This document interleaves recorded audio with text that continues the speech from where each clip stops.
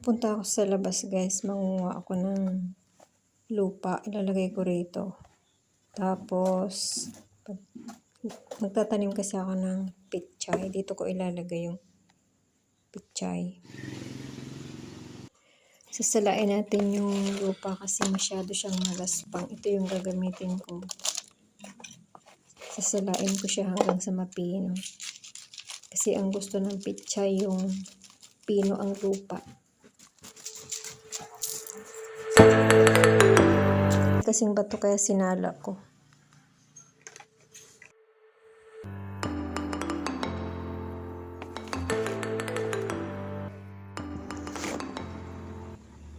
Ayan guys, pino na yung lupa. Isasalin ko siya ngayon dito sa square. Maganda yung lupa, black soil. Ito ko itatanim yung pitsay. I-flat natin ngayon ng ganito. I-flat natin para magpantay yung lupa. Tapos dito ako magtatanim ng pitsay, mga binhi. Papatubuin ko muna rito bago ko itanim. Bago ko i-transplant, dito ko muna siya ipapasidling. Kasi mas maganda yung para sure na tutubo sila lahat dito. Ito yung pitsay na binili ko. Ngayon ibubudbud ko na siya rito sa lupa. Itong mga bote na to guys, ito ang gagamitin natin para may pakinabang. Hindi lang naka-stack dyan. Dito tayo magtatanim. Bubutasan natin siya ng ganyan, tapos saka natin gugupitin. Hatiin natin itong bote.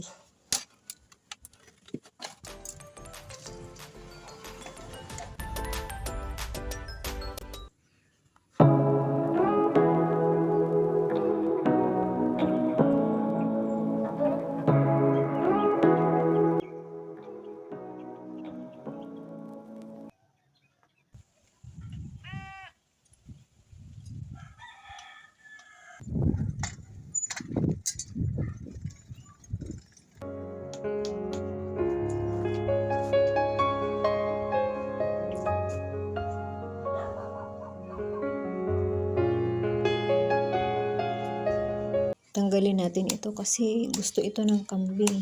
Papakain ko nga ito. Nakita ko kasi minsan itong maliliit na dahon, nginangat-ngat niya. Bibigay ko nga. Gusto naman niya siguro to.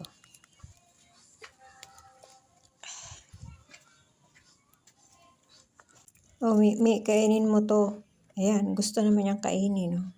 Humaba na yung sprout ng pichay kaya pwede na to i-transplant kasi ang hahaba na. Pero dahan-dahan lang ang pagtatanim nito guys kasi malambot ang tangkay nito kaya dahan-dahan lang natin. Ta-transplant natin dito. Dahan-dahan. Ayan, ganyan. Tapos tatabunan natin yung puno niya ng lupa. Ganyan lang siya guys. Kaya ito na yung mga na-transplant ko, maliliit pa.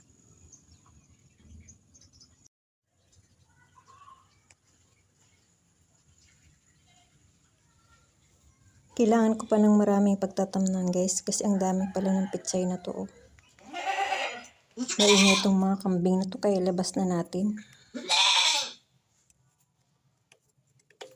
Grega ang guyo na natin nakalding.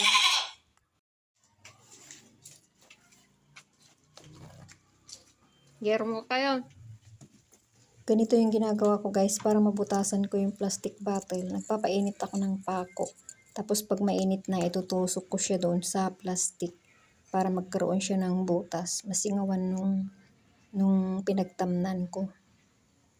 Ganyan o. Yan. Painitin pa natin para mas madaling makagawa ng maraming butas.